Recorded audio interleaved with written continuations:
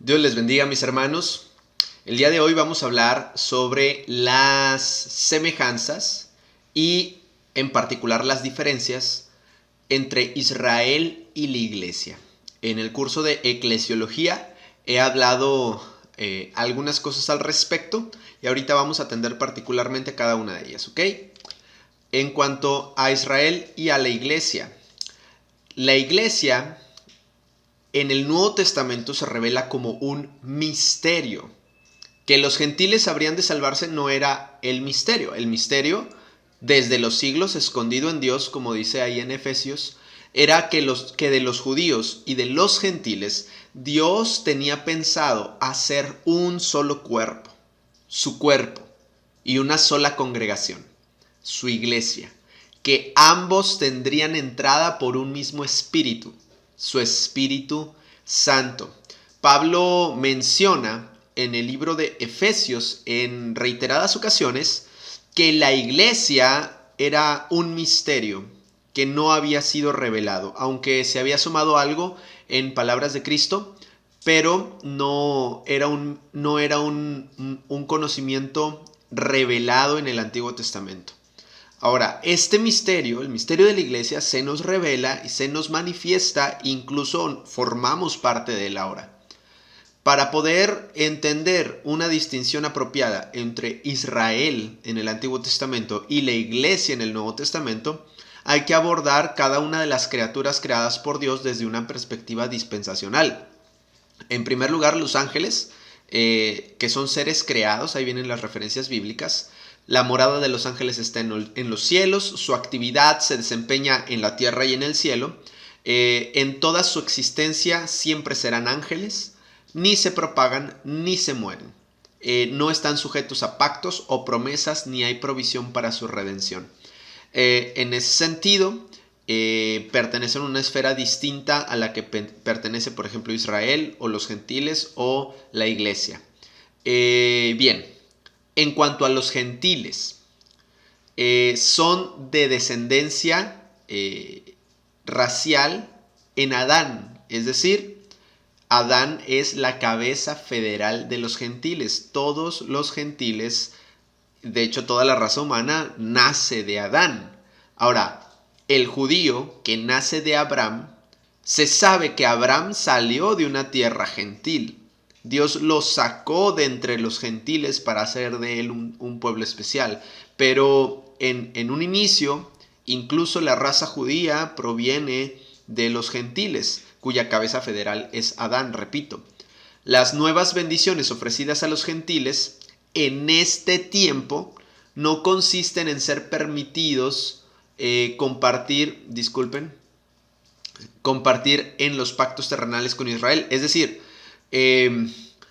la bendición para los gentiles no es que se cumplan para los gentiles las bendiciones prometidas para Israel. Por ejemplo, a Israel se le prometió un rey que reinaría para siempre del linaje de David. Se le prometió una tierra prometida, y se le hicieron distintas promesas. Ahora, la bendición para el gentil no es que reciba las promesas prometidas a Israel, las cuales ni siquiera Israel está gozando ahora mismo, sino más bien por medio de las riquezas de su gracia en Cristo Jesús. Ahora los gentiles tenemos el privilegio de ser participantes de una ciudadanía y una gloria celestial. Es decir, la bendición y la gracia para los gentiles provienen en Jesucristo, de la dispensación de la gracia o de la época de la iglesia. Ahora, los judíos, cualquiera que haya sido la nacionalidad de Abraham antes de que Dios lo llamara, una cosa es cierta: Dios lo apartó y por medio de él obtuvo una raza muy distinta en su individualidad, de tal manera que desde los días del Éxodo hasta el final de la historia, los israelitas son considerados completamente distintos a las demás naciones de la tierra. Cualesquiera hayan sido sus características físicas distintivas de Abraham, una cosa es cierta: las características espirituales estaban muy lejos de aquellos paganos idólatras de entre quienes fue sacado. Abraham, como les dije anteriormente, fue sacado de la tierra de Ur de los Caldeos, de su tierra y de su parentela, y Dios creó de él una nación grande en donde serían benditas todas las naciones de la tierra, y ahí el Señor formaría la estirpe judía o la estirpe de la descendencia de Abraham.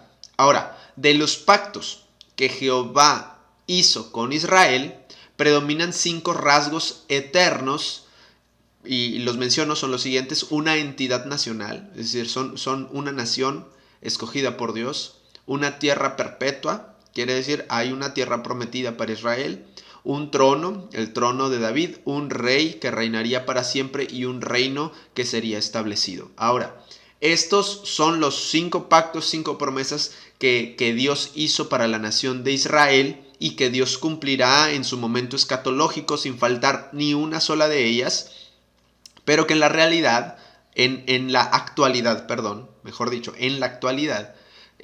todavía no se cumplen la gran mayoría de ellas. ¿Ok? Israel, como lo saben, rechazó a Jesús en la época del Nuevo Testamento. El rechazamiento por parte de la nación de Israel no fue el rechazamiento de un Salvador crucificado y resucitado como hoy. Es decir, si a alguien hoy le predican de Jesús y rechaza a Jesús, está rechazando a un Salvador. Pero el rechazo de Israel no fue en este sentido. Israel rechazó a su rey. Fue una nación a quien se le prometió un Mesías rey, la que rechazó a su rey. Precisamente donde se le llamaba a Cristo el rey de los judíos, ellos no le reconocían como rey, no estaban dispuestos a tenerlo por rey. Y bueno, las implicaciones históricas y culturales son muchas, ¿no? Ahorita no creo que sea apropiado extenderme en cada una de ellas. Pero lo cierto es una cosa: Israel rechazó a su rey. Ahora, en cuanto a los cristianos, así como en la era anterior, todos los propósitos divinos estaban centrados en el judío.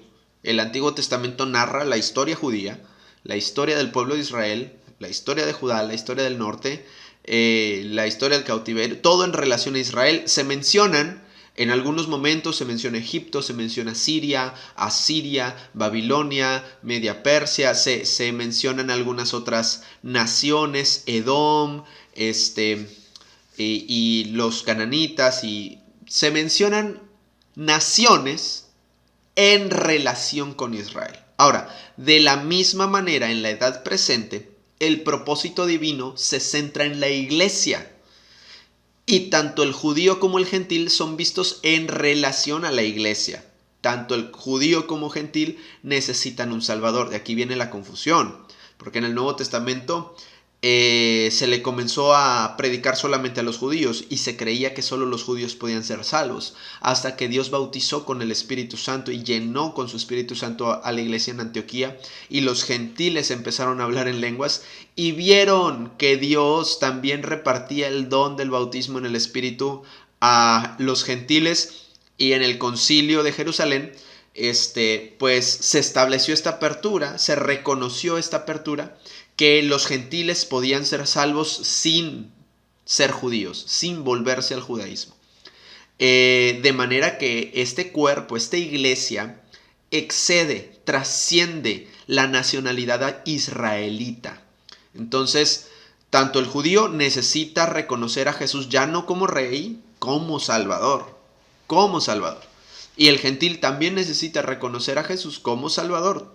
De manera que las razas o las naciones se mencionan en relación a la iglesia, en relación al plan y al propósito que Dios tiene ahorita en este tiempo para su iglesia. En el Antiguo Testamento era en relación a Israel, en este Nuevo Testamento es en relación a la iglesia.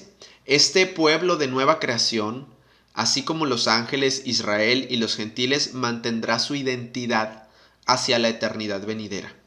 Pero debe recordarse que el creyente no posee una tierra, no tiene una casa, aunque es de la casa de Dios, ni tiene una ciudad, ni una capital terrenal, no tiene un trono en la tierra, ni tiene un reino terrenal, ni un rey terrenal al que serle súbdito. La iglesia pertenece al cielo, nuestra casa, nuestro hogar, nuestra ciudadanía, nuestro rey, todo eso está en los cielos. Entonces, es de naturaleza distinta la de Israel como pueblo escogido por Dios y la iglesia como pueblo escogido por Dios. Ahora, vamos a ver cada una de estas distinciones. Son muchas distinciones y vamos a mencionarlas una por una. Y las menciono porque, como les he dicho en clases, el revolver Israel con la iglesia, tanto en un sentido teológico como en un sentido escatológico, provoca confusiones. Entonces vamos a distinguir cada uno. Contrastes entre Israel y la iglesia.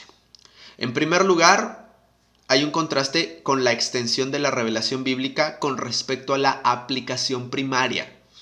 ¿Qué es esto? Para el momento, para el tiempo en el cual se escribió lo que se escribió, Israel ocupa casi 4/5 partes del texto de la Biblia. Es decir, el Antiguo Testamento fue escrito en su momento para Israel. Ahora, nosotros podemos de ahí interpretar el texto, extraer principios bíblicos, extraer aplicaciones pertinentes a nuestro presente, porque la Biblia no deja de ser vigente. Pero esta primera aplicación, este primer punto de contacto, esta ocasión en la cual se produjo el texto, fue en relación a Israel. Entonces, Israel ocupa casi 4/5 partes del texto de la Biblia, en razón del por qué se escribieron esos textos en primer lugar, mientras que la iglesia solo ocupa un poco más de la otra 1/5 parte, me refiero al Nuevo Testamento. Ahora, otra diferencia, otro contraste es el propósito divino. Cada pacto, cada promesa y provisión para Israel es terrenal. Yo creo que esta distinción es de las más importantes. Todo lo que Dios prometió a Israel, los pactos que hizo con Israel, las promesas que hizo con Israel, son de naturaleza terrenal. Tendrán una tierra prometida, tendrán un rey, serán la nación más grande de la tierra, tendrán un trono. Todas estas cuestiones son terrenales. Ahora, ellos continuarán como nación en la tierra hasta que se cumplan todas estas cosas y sean el reino establecido. Ahora, cada pacto, cada promesa para la iglesia es celestial. Nosotros somos extranjeros en esta tierra. Nosotros somos peregrinos aquí. Nuestra patria está en los cielos. Nuestras promesas están allá. Nuestras coronas nos esperan allá. Nuestro rey nos espera allá. Entonces, las promesas para Israel son terrenales. Las promesas para la iglesia son celestiales y hay que tener eso muy claro.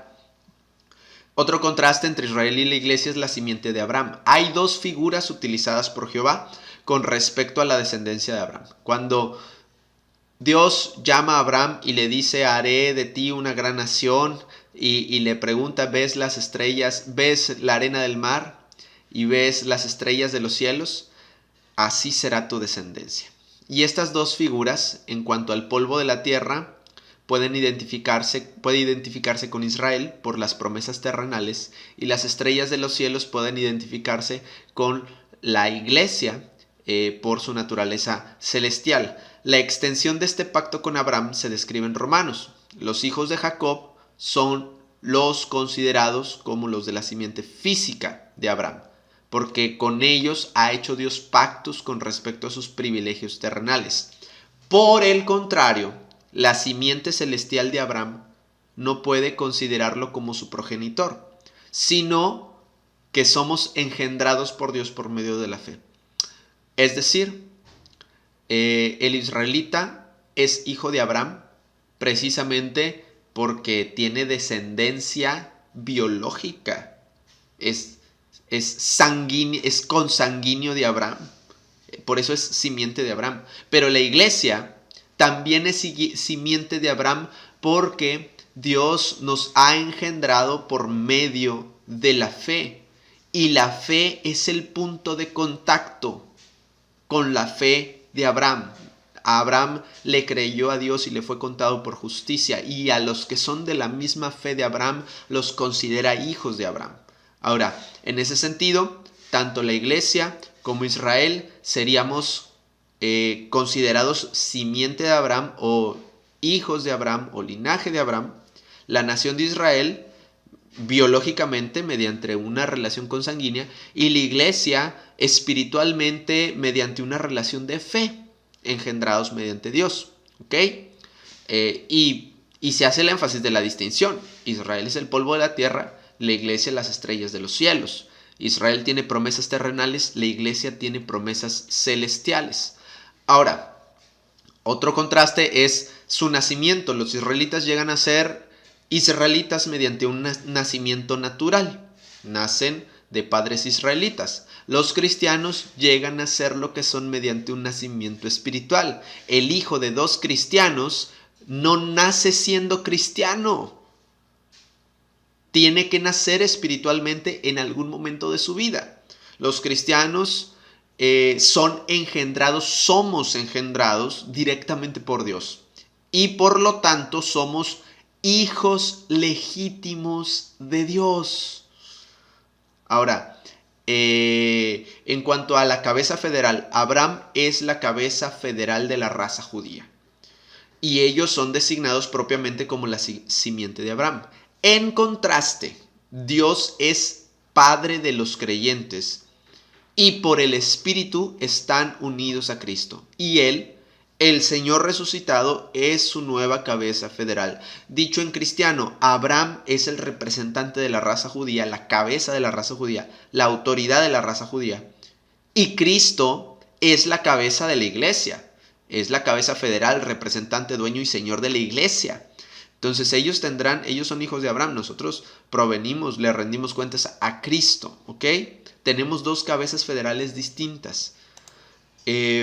Los pactos, Dios ha hecho pactos incondicionales con su pueblo terrenal. Él hará otro pacto nuevo con ellos cuando entren a su reino. Ahora, la iglesia, siendo un pueblo celestial, está amparado bajo un nuevo pacto hecho en su sangre. En su aplicación, dicho pacto es individual y eterno y garantiza toda gracia divina sobre aquellos que creen en Cristo Jesús como su Salvador. ¿Qué quiere decir esto? Israel tiene pactos terrenales. La iglesia tiene un pacto celestial hecho a base de la sangre de Cristo. Y su aplicación es individual a cada quien que por la fe se acerca en él, dice por ahí algún canto. Entonces, la aplicación de este pacto es individual. No es un pacto colectivo. Cada quien participa de este pacto en la medida en que participa de su fe. Ahora, la nacionalidad. Israel pertenece a la tierra y al sistema del mundo. Es una nación. Dios siempre ha tratado con las naciones en el Antiguo Testamento. Dios va a tratar con las naciones en la era escatológica. Y aunque en los cálculos de Jehová, Israel siempre estará por encima de todas las naciones, la iglesia se compone de todas las naciones de la tierra, incluyendo a Israel. Y no mantiene una ciudadanía aquí, pues los creyentes son extranjeros y peregrinos en esta tierra, teniendo una patria mejor, la celestial. ¿Qué quiere decir? La iglesia no pertenece al sistema de este mundo. La nación de Israel sí. ¿Ok? En cuanto al tratamiento divino, el hecho de que en este tiempo tanto los israelitas como los gentiles llevan sobre sí la responsabilidad individual con respecto a las demandas del evangelio, hace que nos confundamos un poco si no tomamos en cuenta que en la amplia extensión de la historia humana, realmente Dios ha tratado históricamente con naciones y es la forma en la que Dios suele tratar con el hombre. Esta época presente es más bien una excepción al tratamiento que siempre se ha tenido. Menciona aquí la diapositiva, no reconocen que el arreglo divino del presente es una excepción y que Dios en las edades anteriores ha tratado con naciones, especialmente con Israel, como una nación. El arreglo presente se limita a la actualidad, cuando la responsabilidad es totalmente personal. Es decir, no importa si uno es israelita, si uno es gentil, si uno es mexicano, español, noruego, lo que sea, la responsabilidad es personal. Yo individual y personalmente tengo que creer a Dios si quiero participar de sus pactos espirituales. Entonces, es una responsabilidad personal. Pero históricamente Dios siempre ha tratado con naciones. En el Antiguo Testamento Dios trató con las naciones y escatológicamente va a tratar nuevamente con las naciones y va a tratar nuevamente con Israel en la gran tribulación. De manera que podemos identificar un contraste aquí entre el tratamiento que Dios tiene para Israel y el tratamiento que Dios tiene para la iglesia. Dios trata con Israel como nación, Dios trata con la iglesia de manera individual y personal. ¿Ok?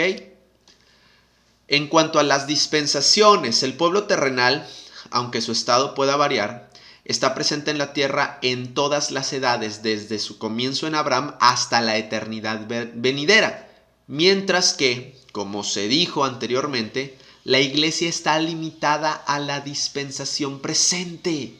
La dispensación actual está caracterizada por la presencia de la iglesia en el mundo. Se introdujo por razón de ella y por tanto no está relacionada con lo que le precedió ni con lo que seguirá. ¿Qué significa esto?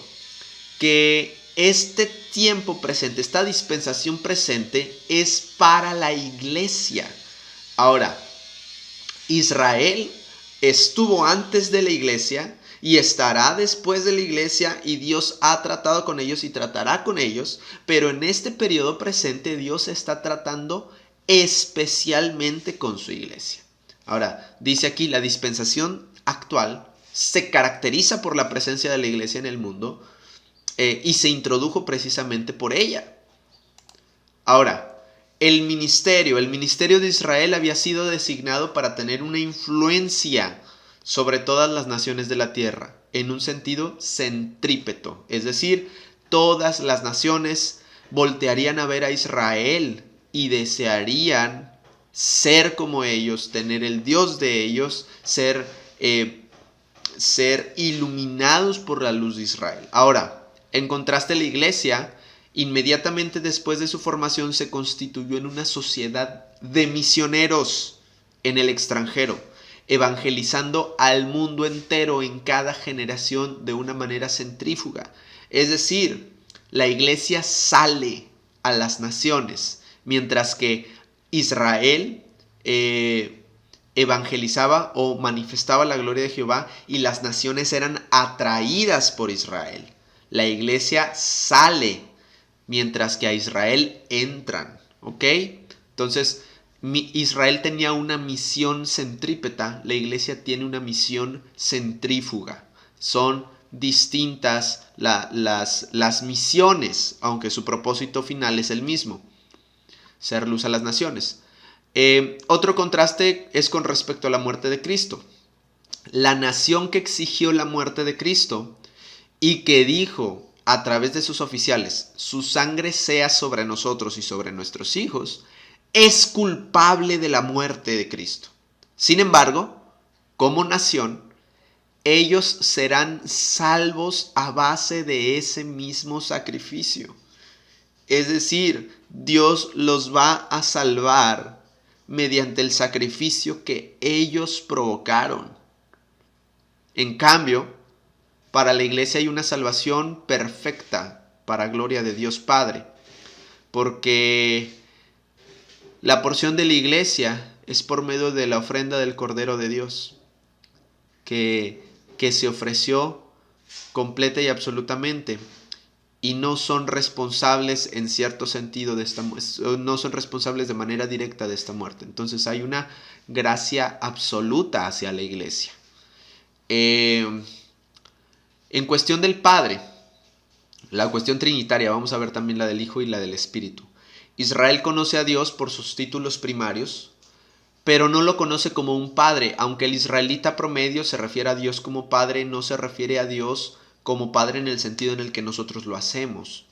Es por eso que era muy ofensivo cuando escuchaban que Cristo se refería a Dios como su Padre, porque era una forma de acercarse a Dios o de referirse a Dios muy poco usual. No se hablaba de Dios de esa manera. Se hablaba de Dios como Padre de la nación judía, como Padre de los judíos, no como mi papá. Me explico, no como una relación vincular personal.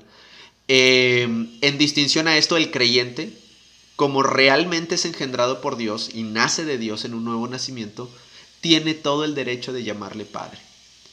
Dice en el Evangelio según San Juan que Él nos dio esta potestad de ser hechos hijos de Dios. El israelita no tiene la bendición de poder llamar a Dios su Padre en un sentido vincular y personal. El cristiano, el creyente, el miembro de la iglesia, sí, Dios es nuestro papá. Dios es nuestro Padre de una forma personal y vincular. ¿Ok? En cuanto al principio de gobierno, durante 15 siglos la ley de Moisés fue la regla.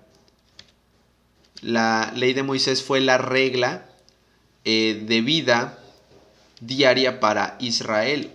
Bueno, parece que ahí se perdieron algunos datos. Bueno, durante 15 siglos la ley de Moisés fue la regla de vida para Israel. Es decir, la manera en que se gobernaba el israelita era siguiendo la ley.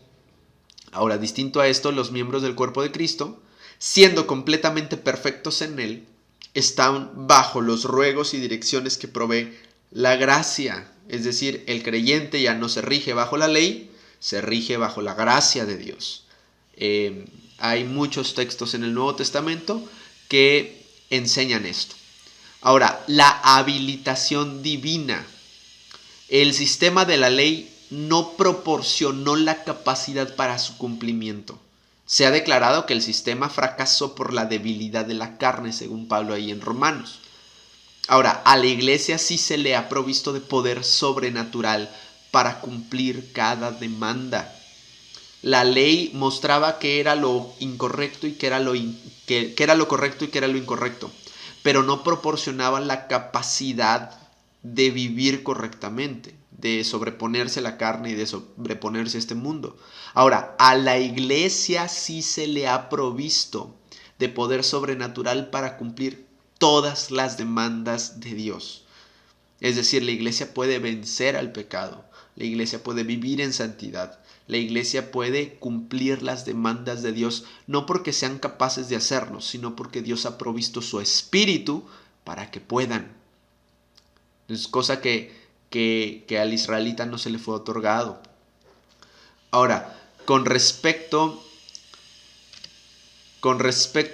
a los discursos de despedida, Cristo tuvo la precaución de dar ciertos discursos tanto para Israel como para la iglesia antes de ser llevado en sacrificio.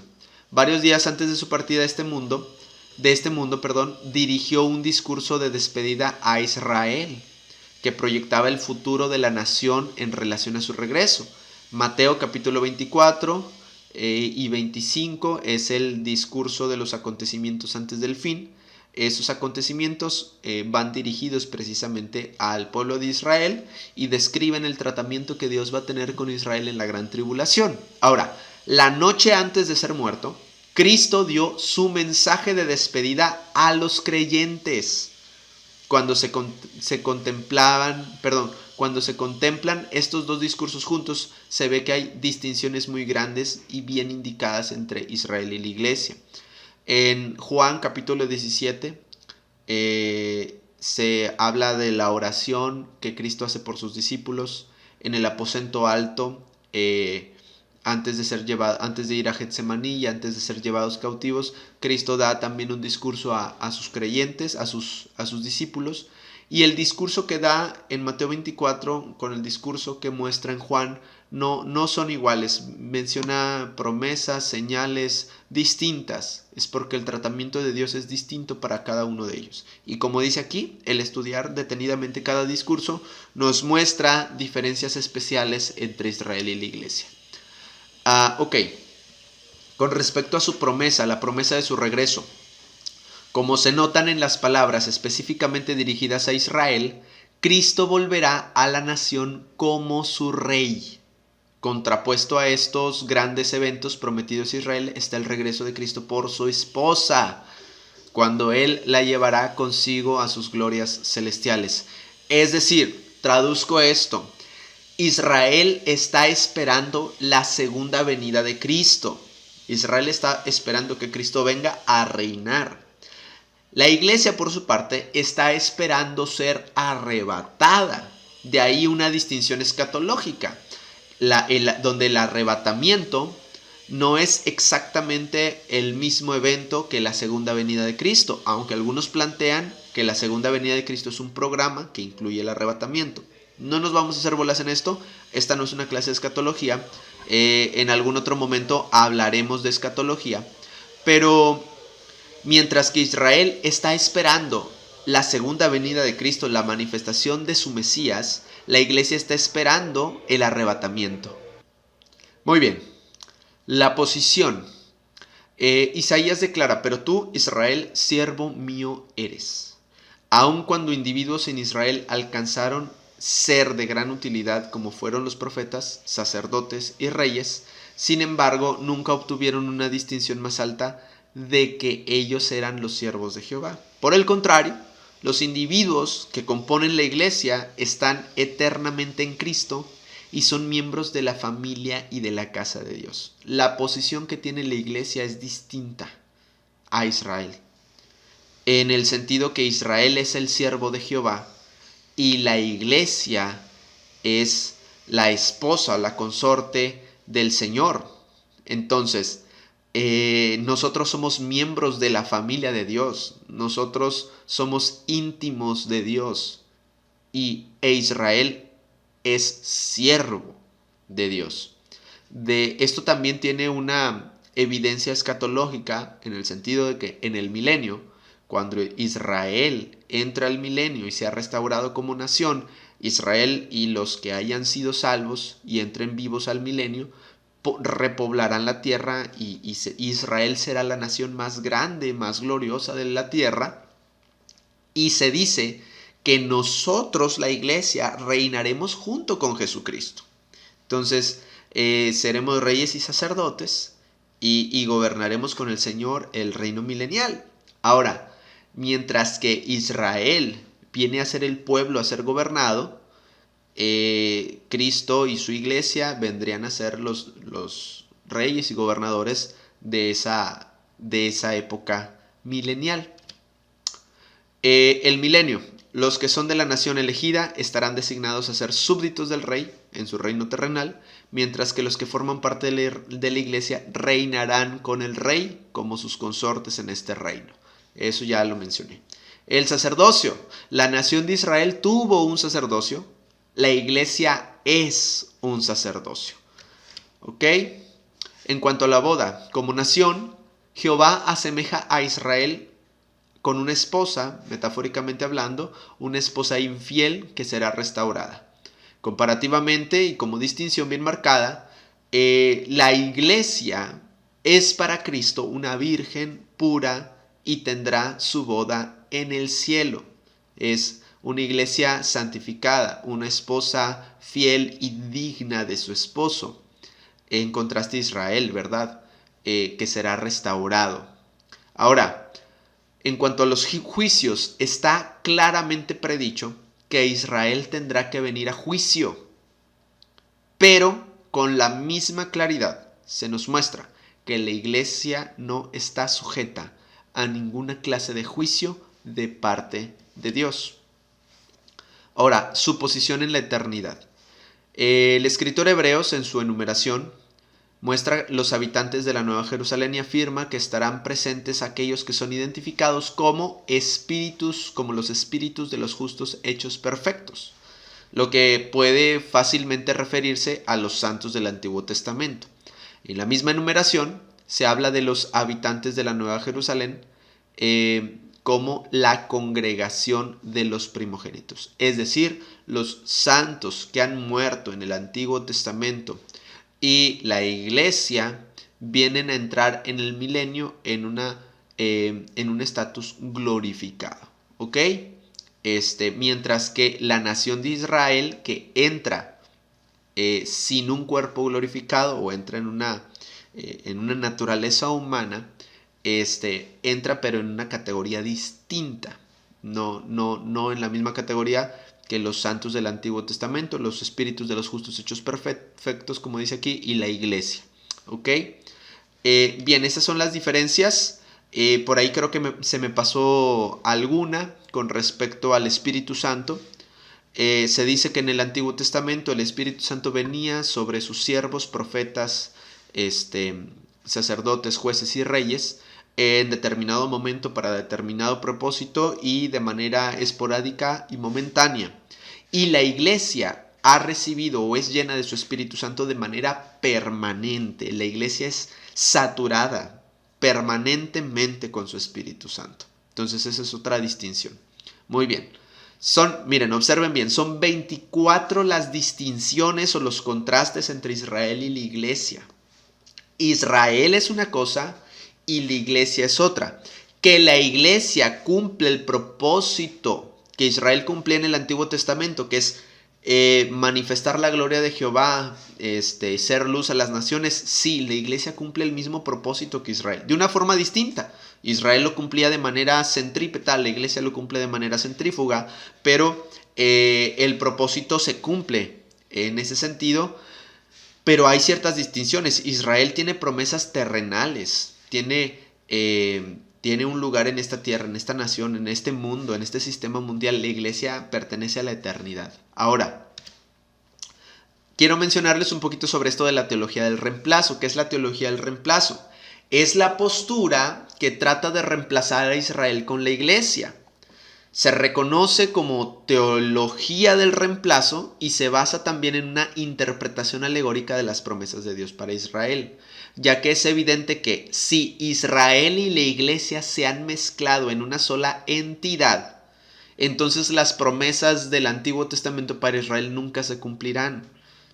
Sencillamente no hay ninguna base bíblica para la declaración de que Israel y la iglesia son uno, o que la iglesia ha reemplazado a Israel como la fuente de bendición de Dios, y que los judíos han sido maldecidos para siempre por haber rechazado a Cristo. Ninguna de estas declaraciones tienen sustento. Entonces, Dios no ha dejado de lado a Israel. Dios sigue teniendo un propósito con Israel.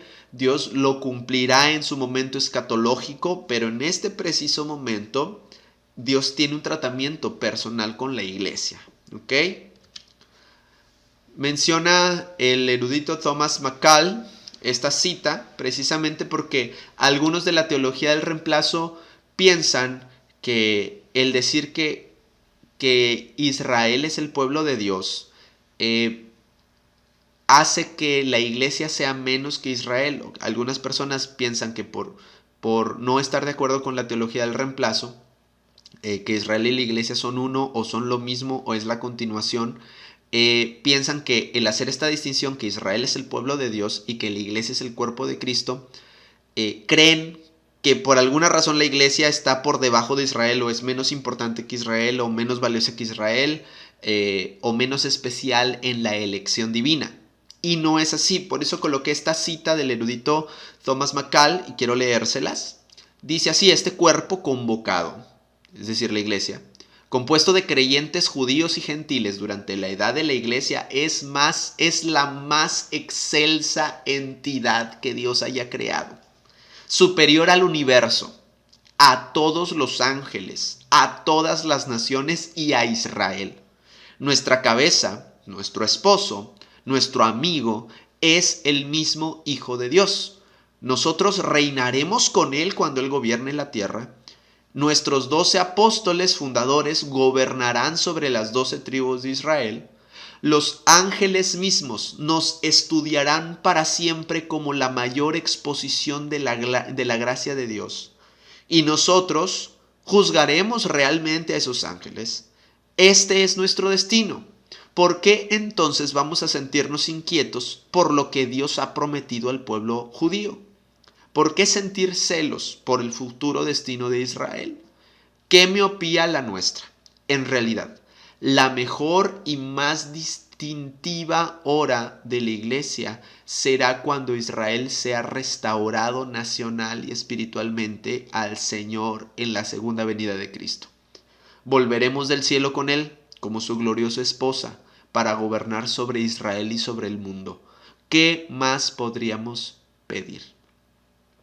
Entonces, hacer esta distinción entre Israel y la iglesia para nada deja a la iglesia en un segundo plano, en un segundo término de importancia o de valor. Al contrario, yo creo que se entiende bien la distinción, que Israel es la arena de la tierra, mientras que la iglesia es las estrellas de los cielos en la promesa de Abraham. Bueno, esto, mis hermanos, es el tema de